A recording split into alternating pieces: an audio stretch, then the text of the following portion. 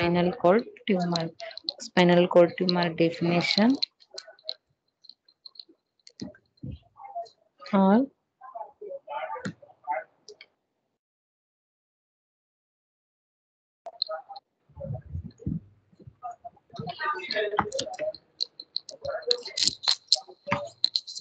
hello Yes, ma'am. reply क्यों नहीं कर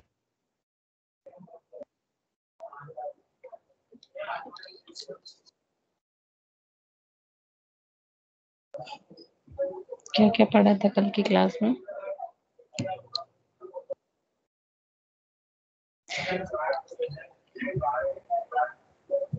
हमने पढ़ा था spinal cord tumour. Spinal cord tumour का डेफिनेशन और टाइप्स और जो स्पाइनल कॉर्ड ट्यूमर है वो कैसे स्प्रेड हो रहा है, उसके क्लिनिकल मैनिफेस्टेशन क्या है, and then medical management we have discuss in today class. Okay, तो हम सबसे पहले थोड़ा सा देखते हैं कि स्पाइनल कॉर्ड ट्यूमर का डेफिनेशन क्या होता है। डेफिनेशन मीन्स जहाँ पे भी फर्स्टली ट्यूमर वगैरह आपको परसों की क्लासेस में सब डिफाइन करा था। तो स्पाइनल कॉर्ड ट्यूमर जो है वो ग्रोथ है that develop within your spinal canal और within the bones of your spine. Okay,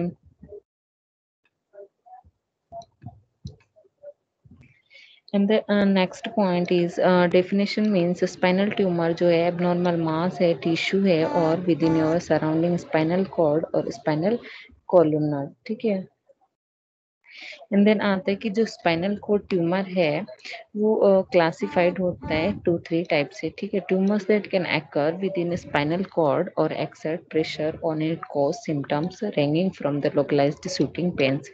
ठीक है, जो स्पाइनल कॉर्ड ट्यूमर है वो कोलैप्स वर्टिब्रा है और स्पाइनल ट्यूमर है जो 3 टाइप से क्लासिफाइड करा जाता है। First is that intramedullary lesion, second is extramedullary, third is extra dural. ठीक है, वो इंट्रामेडुलरी का मीन्स होता है within the spinal cord. ठीक है, और जो एक्स्ट्रा मेडुलरी है within under the spinal. ठीक है, और extra dural means outside of the dural. तो जो हमने डिस्कस करा types of means according to diagram भी आपने देखा था। तो हम अभी उस कौन सी कॉजेज होते हैं जो स्पाइनल ट्यूमर को लीड करते हैं। फर्स्टली हमें कोई भी कोज पता नहीं है, एंड देन डीजनरेटिव प्रोसेस हो सकता है स्पाइनल कॉर्ड का, और मेटास्टेटिक ट्यूमर्स भी हो सकता है। एंड क्लिनिकल मैनिफेस्टेशन में हमने डिस्कस करा था कि बैक पेन हो सकता है, रेडिएशन मीन्स कोई भी एब्सेंट इन मोर देन हो सकता है, पेशेंट को एक्सट्रीमिटीज में वीकनेस फील हो सकती है, एबनॉर्मल रिफ्लेक्सेस हो सकते हैं, और जो प्रोग्रेसिव लॉसेस हैं और मोटर फंक्शंस जो है वहाँ पे वो काम नहीं करते हैं, पैरालाइज्ड पेशेंट हो सकता है। एंड देन जो शार्प पेन हो सकता है, इमीडिएटली पेशेंट को पेन हो सकता है, और जो सेंसरी ऑर्गन है वो वहाँ पे डेवलप तो होती हैं बट वहाँ पे लीजन बन जाता है, काम नहीं करती हैं। ब्लैडर और बोवल का कोई सारा डिसइंफेक्शन हो जाता है, सेक्सुअली डिसइंफेक्शन पेशेंट हो जाता है। तो ये क्लिनिकल मैनिफेस्टेशन देखने को मिलते हैं। एंड देन असेसमेंट और डायग्नोस्टिक फाइंडिंग में हमने देखा था कि neurological examination is most, and then it include assessment to pain, loss of reflexes and loss of sensation or motor function and the pressure of weakness or paralysis। ठीक है, वहाँ पे बायोप्सी भी पेशेंट की परफॉर्म करी जाती है। कोई भी टिश्यू या मास्क लेके पेशेंट का बायोप्सी के लिए भेजा जाता है, और जो एक्सरे और ये सारी चीजें तो स्कैन, बोन स्कैन वगैरह चलती रहती हैं, सीटी स्कैन करी जाती है, और लंबर पंक्चर से वहाँ पे ट्यूमर जो होता है उसके डिटेक्शन करा जाता है। But may be uncomfortable result जब आता है तो कॉम्प्लिकेशंस वहाँ पे हो सकते हैं। और MRI scan is most commonly used and the most sensitive diagnostic tool होता है for the finding of spinal cord tumour. And अभी हम नेक्स्ट चीज देखते हैं कि ट्रीटमेंट क्या करते हैं। ठीक है, यहाँ तक हमने कल पढ़ा था। अभी हमें पढ़ना है कि मेडिकल मैनेजमेंट है, सर्जिकल मैनेजमेंट है, या नर्सिंग मैनेजमेंट है, फार्माकोलॉजिकल मैनेजमेंट है, जो भी मैनेजमेंट हम परफॉर्म करने जाते हैं वो कौन सा होता है। तो फर्स्टली हम मेडिकल मैनेजमेंट में आते हैं, मीन्स फार्माकोलॉजिकल मैनेजमेंट। वहाँ पे हम देखते हैं कि जो ट्रीटमेंट होता है वो स्पेसिफिक होता है इंट्रास्पाइनल ट्यूमर के लिए। ठीक है, डिपेंड करता है टाइप ऑफ लोकेशन वो डिपेंड करता है types of location and the presenting symptoms and physical status of the patient, ठीक है। एंड देन आता है कि जो सर्जिकल इंटरवेंशन जब वहाँ पे परफॉर्म करते हैं, प्राइमरी ट्रीटमेंट जब होता है, मोस्ट स्पाइनल कोर्ड ट्यूमर तो होता है, तो उसके ट्रीटमेंट के लिए पार्शियल रिमूवल होता है, डीकम्प्रेशन होता है, कीमोथेरेपी होती है, रेडिएशन थेरेपी वहाँ पे पेशेंट को दी जाती है। अगर मान लो बिनाइन नहीं है, मेटास्टेटिक वाला ट्यूमर है, तो पर्टिकुलरली वहाँ पे इंट्रामेडुलरी ट्यूमर जो बनता है वहाँ पे मेटास्टेटिक लीजन होता है। तो जब भी सर्जिकल मैनेजमेंट क्लाइंट को स्पाइनल कोर्ड ट्यूमर में दिया जाता है, वहाँ पे ट्यूमर रिमूवल कर दिया जाता है। And then tumour removal is desirable but not always possible, okay. The goal is remove as much tumour as possible while sparing an ongoing portion of the spinal cord।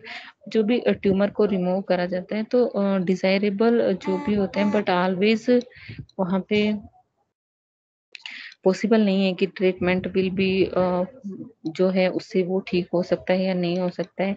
जिन जो surgical management होता है, जो client with spinal cord के साथ, वो two type से surgical management दिया जाता है। टू टाइप से सर्जिकल अप्रोचेज होती हैं विच में be used for manage spinal cord tumour, ठीक है। First is that anterior decompression और second is that posterior decompression, ठीक है। एंटीरियर कंप्रेशन जो होता है वो टिपिकली इंडिकेट करता है because of most spinal tumour are जो होती हैं वो एंटीरियर ही होती हैं। एंड द पोस्टीरियर पोस्टीरियर जो अप्रोच होता है उसमें एक्सिजन करा जाता है, थोरेसिक ट्यूमर को रिमूव कर दिया जाता है। सो ये आता है सर्जिकल मैनेजमेंट में। अगर फार्माकोलॉजिकल मैनेजमेंट इफेक्टिव नहीं होता है, and then we will perform the surgical management. Surgical management में एंटीरियर डिकम्प्रेशन होता है और द पोस्टीरियर अप्रोचेस वहाँ पे यूज करते हैं। अब जब ये था ट्रीटमेंट। ट्रीटमेंट में हम मोस्टली देखते हैं कि मेडिसिन कोई स्पेशल नहीं दी जा रही है पेशेंट को, ठीक है। बट ये है, हाँ, ये कि जो एक्सरे वगैरह के थ्रू जो स्वेलिंग वगैरह है या फिर ऑइंटमेंट दे दिए जाते हैं वो चीज़ें यूज़ करते हैं। बट ऐसा नहीं है कि स्पेशल कुछ मेडिसिन चल रही हैं, ऐसा नहीं है। वहाँ पे या तो सर्जिकल ट्रीटमेंट ही यूज़ करते हैं मोस्ट ऑफ। तो जो कॉम्प्लिकेशंस उसके बाद हो सकते हैं, स्पाइनल कोड जो है इन्फ्रेक्शन सेकेंडरी टू कंप्रेशन होता है, और नर्व और स्पाइनल कंप्रेशन जो वहाँ पे वो ट्यूमर को एक्सपेंशन कर सकती है। वहाँ पे टेट्राप्लेजिया और पैराप्लेजिया भी हो सकते हैं क्योंकि स्पाइनल कोड कंप्रेशन ऑलरेडी वहाँ पे है। अब एज ए नर्स हमारा क्या मैनेजमेंट है, एज ए नर्स हमारे क्या रोल होते हैं, तो सबसे पहले हमें होता है कि प्रोवाइडिंग प्री ऑपरेटिव केयर, ठीक है।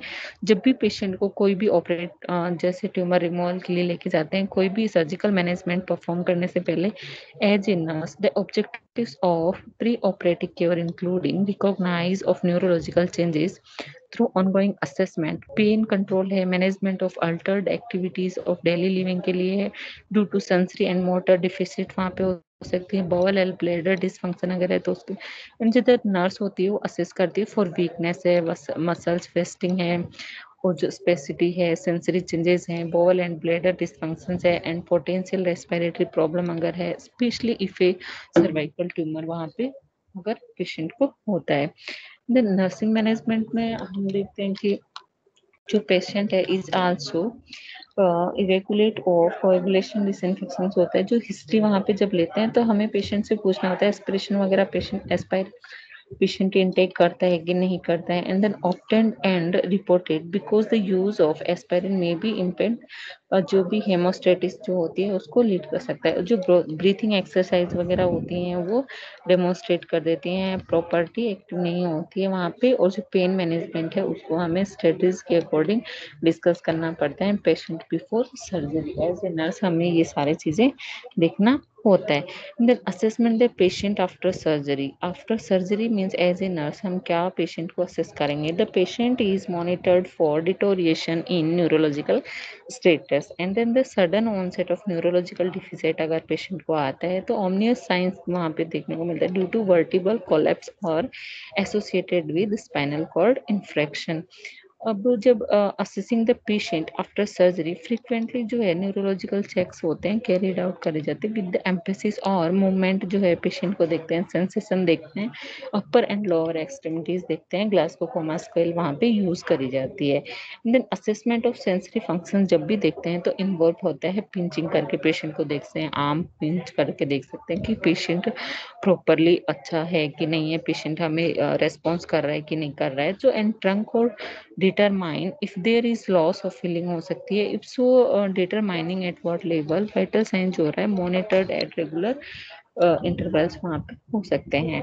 ठीक है, अब वहाँ पे पेन मैनेजमेंट में जब आता है तो प्रिस्क्राइब्ड पेन मेडिकेशन वहाँ पे देते हैं, should be administrated in adequate amount हो सकते हैं। Hello hello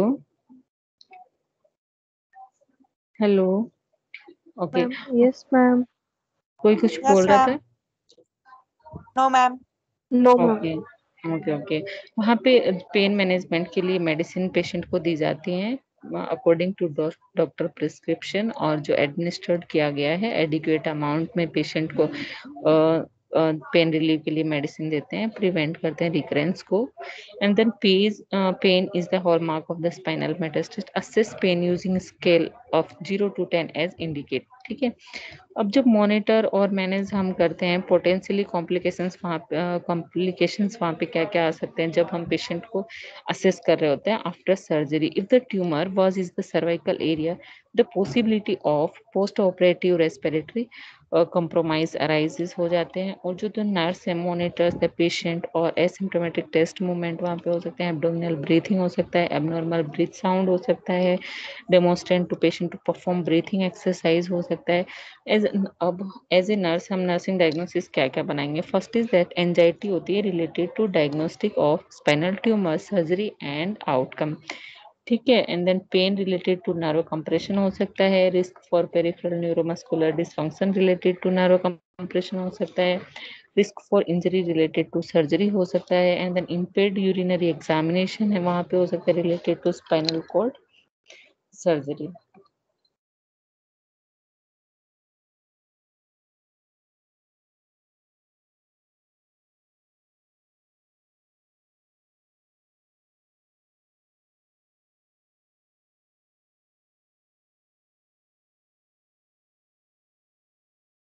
not, please reply करो। Anyone have doubt or not? No, ma'am. Confirm? Yes, ma'am. Okay, PPT share करा हुआ है क्या इसका? स्पाइनल कोड का पीपीटी होगा आपके पास?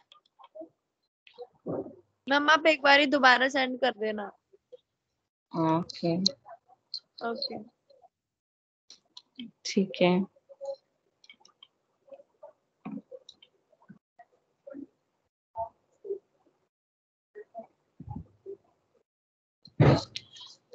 ओके, हमने दो टॉपिक पढ़े हैं, एनसेफेलाइटिस और स्पाइनल कॉर्ड ट्यूमर। दोनों में किसी को कोई problem? No ma'am. Okay ma'am, आज तो आप कंपाइल कर दो ना।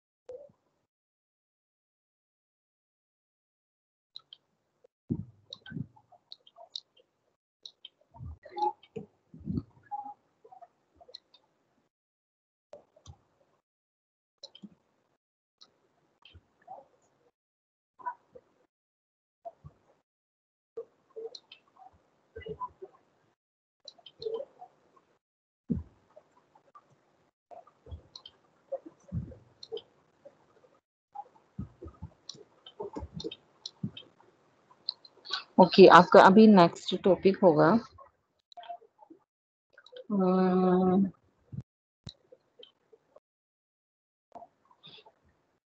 और क्या बचा हुआ है?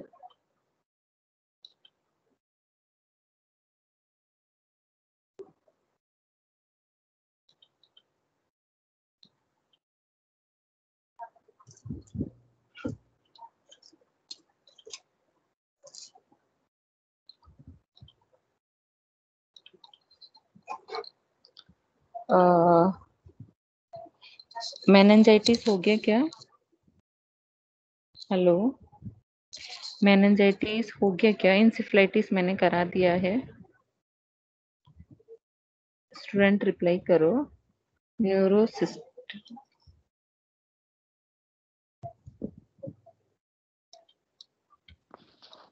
यस मैम हो गया। मेनिंजाइटिस हो गया? Yes ma'am. Okay okay.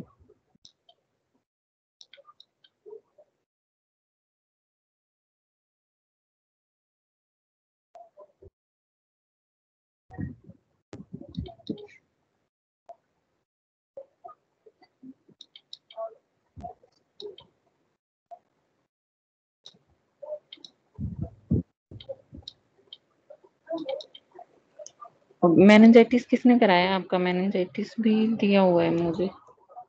ठीक है, हम थोड़ा सा डिस्कस करते हैं अभी रिगार्डिंग मेनिंजाइटिस।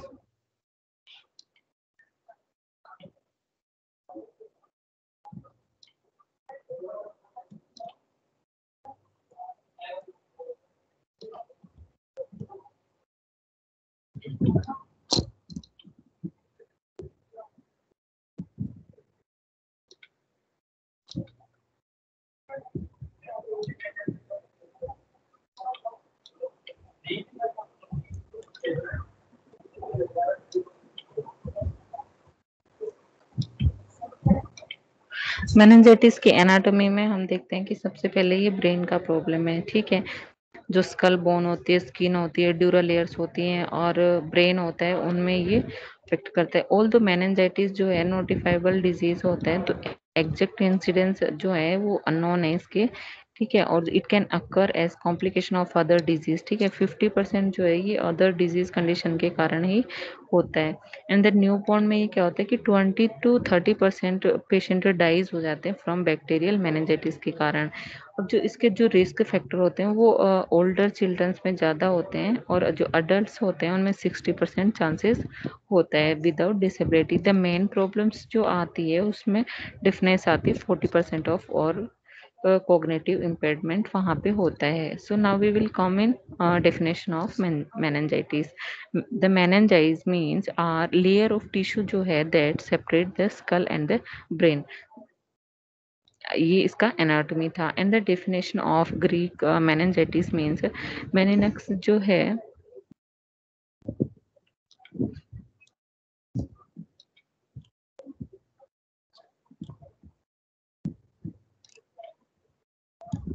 मेनिंजाइटिस जो है अक्यूट इन्फ्लेमेशन होता है। Acute inflammation of the meninges caused होता है by other bacteria and viruses. जो इसका रूट ऑफ एंट्री होता है वो CNS है, मीन्स स्कल और बैकबोन जो फ्रैक्चर होते हैं, ट्रोमा होता है, मेडिकल प्रोसीजर्स हो सकती हैं, और जो भी पेरिफेरल नर्वस होते हैं उसके थ्रू ये एंटर करता है CNS। और ब्लड ऑफ लिम्फेटिक सिस्टम वहाँ पे होता है। इसका जो ईटियोलॉजी होता है मीन्स जो बैक्टीरियल इन्फेक्शन है, वायरल इन्फेक्शन है, फंगल इन्फेक्शन है, इन्फ्लामेटरी डिजीज कंडीशन है, और कैंसर है, ट्रोमा है, टू स्पाइन है, ये सारी चीजें, ये सारे इटियोलॉजिकल फैक्टर होते हैं to lead to meningitis. And then इसका जो पैथोफिजियोलॉजी है, बैक्टीरिया एंटर होता है ब्लड स्ट्रीम में, ट्रोमा। एंड जो ब्लड में बैक्टीरिया एंटर होने के बाद म्यूकस सरफेस जो है और कैविटी है वहां से ब्रेक डाउन आ जाता है, नॉर्मल बैरियर्स जो होते हैं वो आने लग जाते हैं। ठीक है, जो ब्लड ब्रेन का क्रॉसेस होता है उसमें इफेक्ट आ जाता है, और प्रोलिफरेटिव CSF है वो उसको होने लग जाता है, और इन्फ्लेमेशन ऑफ द मेनिंजेस है वो बढ़ जाता है, जहाँ जिससे क्या होता है कि इंट्राक्रैनियल प्रेशर जो होता है वो बढ़ जाता है। Means encephalitis, meningitis, this is I think same problem. ठीक है, जो बैक्टीरियल मेनिंजाइटिस है वो सेप्टिक मेनिंजाइटिस के नाम से भी कहलाता है, और एक्सट्रीमली सीरियस जो होता है dead require immediate care. Can lead to permanent damage brain, वहाँ पे हो सकता है, डिसेबिलिटी हो सकती है, डेथ हो सकती है, और जो spread by coughing and sneezing के थ्रू हो सकता है। और जो बैक्टीरियल मेनिंजाइटिस है वो ट्रीटमेंट अवेलेबल उसका होता है, जैसे एंटीबायोटिक है, इस पर पॉजिटिव ऑर्गेनिज्म पॉजिटिव एजेंट वहाँ पे होते हैं। एंड देन स्ट्रेप्टोकोकस और न्यूमोनिया वहाँ पे 30 to 80% हो सकता है।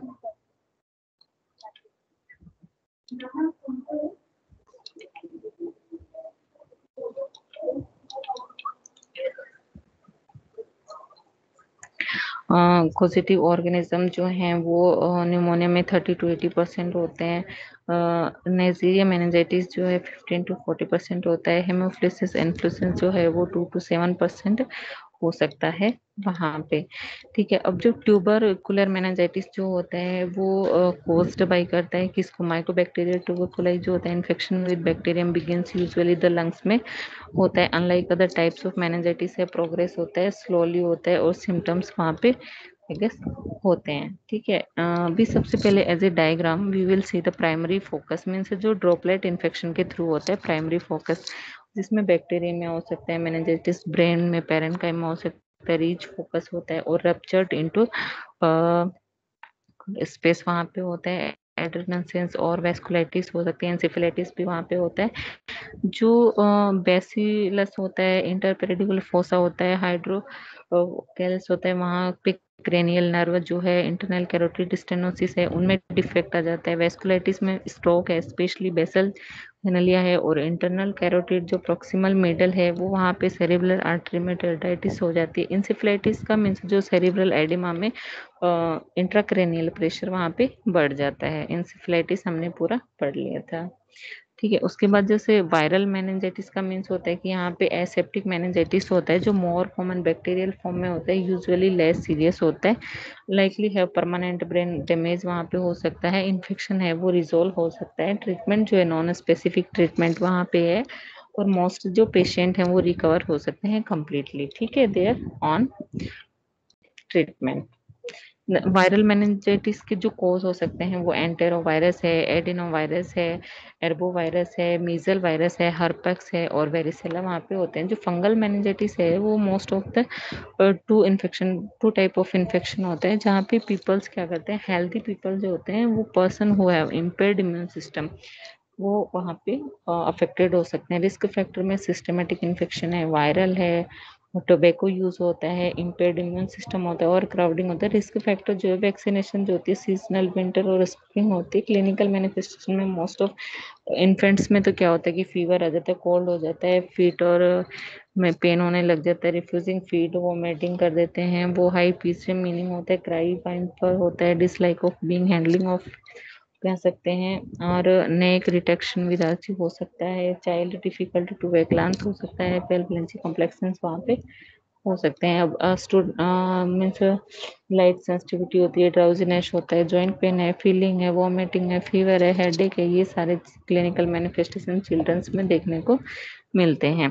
अब जो ये कर्विंग साइन जो होता है ये सीवियर स्टिफनेस होता है of the hamstring, means causes and अभी डायग्राम शेयर कर रही हूँ मैं, देखना आप।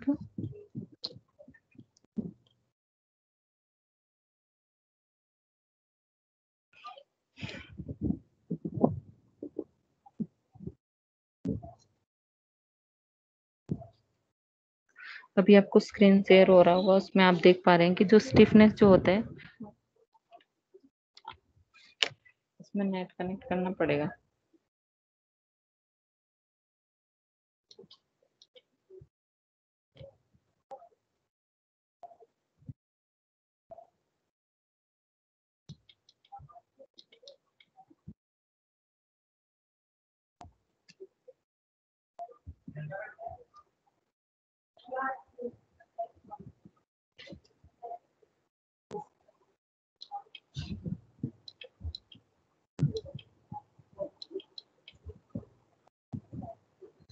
एक्सक्यूज मी, एक सेकेंड।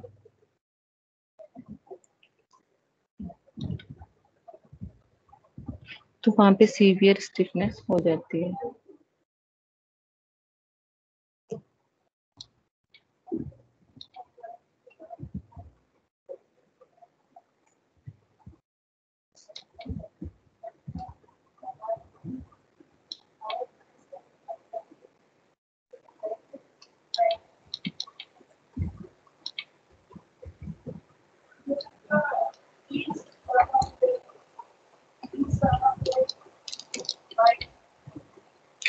देन स्क्रीन शेयर हो रहा है students?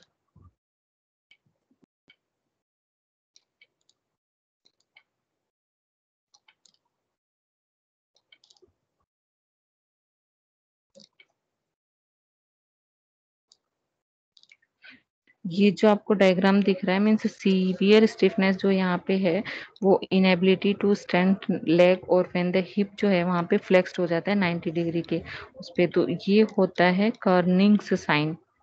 You can understand?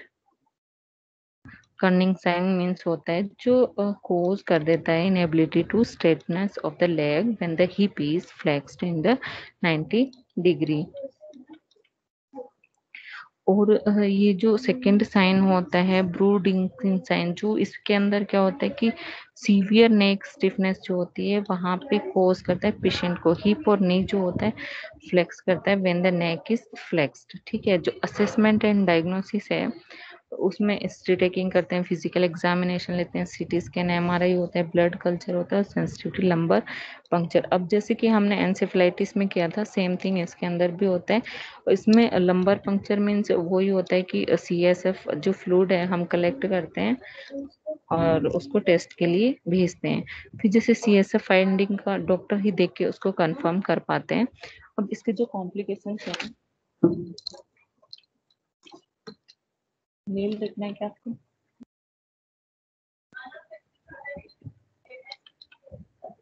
Ma'am को करना टेस्ट लिंक है ना, तो टेस्ट लिंक भेज दो बस।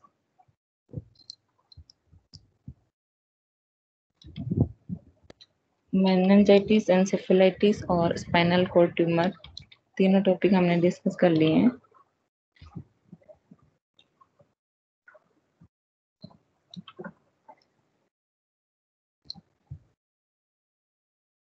हेलो स्टूडेंट, रिप्लाई क्यों नहीं करते हो?